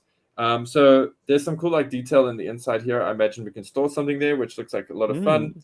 I like all these sharp tools here on the I don't know, they look like little to dig in and whatever's got a wrench, which is painted out. This is definitely one of the best backpacks I've seen for classified. It's definitely one of the most interesting. Let's get out. What should we get out next? Okay. Drone. Cool. Drone. You want the drone? Okay. I want the drone. That's a piece that can work at any scale. Exactly. Oh my word! I dropped it on the floor. This is a professional setup we have going on here. Check this little drone. Any articulation? So cool. Let's find out. Yeah. Oh yeah, there is actually the legs bend. Oh, wicked. That is cool. So we can kind of go. I wonder if this transforms into a true flying mode, Thank you, Adam. Appreciate that, mate. Oh, that's actually a really good question. Is the dynamite ticking? No. And I'll tell you why. Thank goodness. Because there's no clock face painted on it. Missing detail. It's Hell 9000. It's looking deep in your soul. Hello, Dave. Well, maybe it's like a cell phone thing. It's not doesn't have a clock, but it's remote detonated. Yeah, it's a dial-up bomb. Okay, so that's cool. I wonder if we can stick it in here anyway. No, we can't. Okay, so let's check. I'm curious about this thing. I don't know what this is. It looks like a black slab of plastic, but I want to see what it actually. Weapon really shoots. Is it the detonator? It's like a little control pad, isn't it? Yeah, it looks kind of like that. Let's get it up here on the camera. Yeah, I can't fully tell what it is. What does the back look like? This is what the back looks like. It's got some kind of a maybe slot. it attaches to the drone. To the drone, I'm sure. Yeah, let's try it on the drone. Let's see if there's a slot for it on the drone. It's a terrorist that comes with a tablet, Paul. It's the 21st century, man. Oh yeah, he's right. It probably is a tablet, but I want to see if it can fit into the back. I've just got to download my apps, guys. Got to download my apps. Yeah, them Angry Birds have got an update. Oh, I got to beat my Candy Crush score. But that at least sits in there, which is pretty cool. See, this is what I wanted to see from the Crimson Guard. Ooh, I'm spoiling that review. But that's cool. This like little tablet. Oh no, I have to update my explosives app. Otherwise, I can't blow them up. Eye bombs. Okay, let's get out these goggles. They are taped. Yep. Boo. Look, Yeah. I will say this much about plastic-free packaging. Getting rid of tapes and tie-downs and plastic trays. I mean, that's a small positive in a sea of negatives, but yeah, at least you kind of just rip them right out of those little paper bags. I gotta say, I'm a fan of the plastic-less packaging. I've just actually started an initiative. Until you get a dud, Paul. The freaking until you get a Falcon. You can't tell what's in there. I mean, I'm saying dude, I saw someone had gotten from Amazon a salt cellar inside a plastic-free box. A salt? Salt, like a salt shaker, because it has. It is the most common household item. Has a similar weight to a figure and accessories. So an empty glass salt shaker will. it was just taped down so it wouldn't rattle around, and it was inside the Sergeant Slaughter box. How's that for finesse, guys? Nice. So I'm flattening. It wasn't a NECA figure. Yeah, no, then it would have been 2 half NECA figures. I'm flattening all of these, and I'm throwing away all these plastic thingies, or not throwing away. I'm having them recycled. I'll put them all in a bag. And that's not me trying to be some kind of global hero or whatever, but just there's a lot of plastic generated from these things, as Stephen mentioned. So here he is, guys. Okay, so he's actually a lot cooler out of the box. I mean, I say that a lot, but it is true. He is a lot cooler out of the box. I thought he was looking a little bit stuffy and whatever, but let's grab some accessories, put them on them. We were running out of time. He's got a backpack. Oh! I think we can slot the drone. Rush, mate. Don't rush. It's all good. Okay, I think I can slot the drone. Yeah, Stu's got time, pal. Okay, cool. No, I'm just thinking of the other contributors. Oh, there's got to be a way. I'm pretty damn sure that this drone can somehow connect to this backpack. I wonder if anybody in the comments has this toy and wants to enlighten me. I'm sure you do. The in the drone comments in the chat. Can cradle the bomb, I believe. The dynamite. That's not what I was expecting. And yeah, I'm sure there is an attachment. Okay, those little pigs are at the back. It looks like show don't tell, Paul. Show don't tell. Yeah, you gotta awkwardly like hold your hands up while playing with your new toy. Boo. I'm so sorry. Just okay. Something about this. It looks like these things here look like they want to work with these things here. Mm-hmm. So if anybody in the comments is watching, anybody who's got one of these figures that knows this, I'm sure that this is killing you. And be bold, Paul. Be bold. You're having the same feeling I have when I watch my girlfriend play video games, and I'm like, go left, go left, go left. You know, action figures after dark. Or it's gonna plug it. Anyway, I'll figure that out now. Hold on. I just want to have a proper look at this gun. Okay. Yeah, it is pretty generic. Listen, freaking Firefly and Tech 9s are kind of a thing for me. It's not a subtle gun. That is a beast. That is a beast. While you try and figure that out, unfortunately, I am on a clock. In South Africa, we have something called load shedding, where they schedule blackouts. And unfortunately, my power is about to go out in less than 5 minutes. I just wanted to be able to say thank you, Stu, for the opportunity to having GI Joburg on, having me on. And absolute pleasure. This entire initiative. It's been going, guns blazing so far, and I hope the next 17 hours are successful. I just want to say thank you so much for taking part, guys. It's been an absolute pleasure talking to you. It always is. So yeah, I just again from the bottom of my heart, thank you so much for taking the time out to do this. It means you're absolutely more than welcome. I've enjoyed my time. It's nice to catch up with these guys. These guys. Likewise. That has come to the end of our 2 hours, guys. So I'm gonna let you guys go. Thank you for doing that, Paul. Awesome. And if you want to see the rest of what Paul does, check out our channel. I really hope it helped to get some money to those kids. Yeah, someone did donate. We did have an extra $20 donated, so we had an anonymous. Excellent. Thank you. And anonymous tipper and Adam Berry. So thank you very much for that. For another $10, I'll make him do the splits without putting him in hot water first. Oh, those classified figures know what I'm talking about. Absolutely. Cheers to and all the best for the rest of the evening. Yeah, cheers, Rob. Take care, mate. And, I'm going to let you guys go. But cool. Steve, thank you so much. Rob from GI Joburg, thank you so much. Really appreciate it. Thank you. Take care. Absolutely. And we'll speak to you soon. Cool. Take care now. Cheers, Bye-bye. Bye-bye. Bye. Bye-bye. Cheers, Steve. Bye, Steve. Bye-bye. Okay, so before we get our next guests up, I'm going to play a video clip again, just so I can stretch my legs. And so I'll see you guys in 2 ticks. Hi, I'm Cami, and I want to tell you about one of the most amazing places in the world, Give Kids the World Village.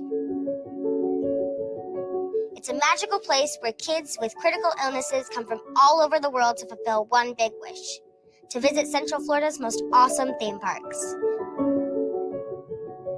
When my family and I came here, we were treated to the trip of a lifetime. From our fairy tale villa to the pool parties and nightly entertainment, this 84-acre resort was not just a hotel. It was more than we ever dreamed. We got to ride horses, play miniature golf, dive into VR, and that's not even the coolest part. My whole family got tickets to the area's best attractions where we got to ride the rides and enjoy the thrills all day long. Oh, and I almost forgot. The meals are great and they have ice cream. Like, even for breakfast. Now, this probably all sounds unbelievable, but it's true.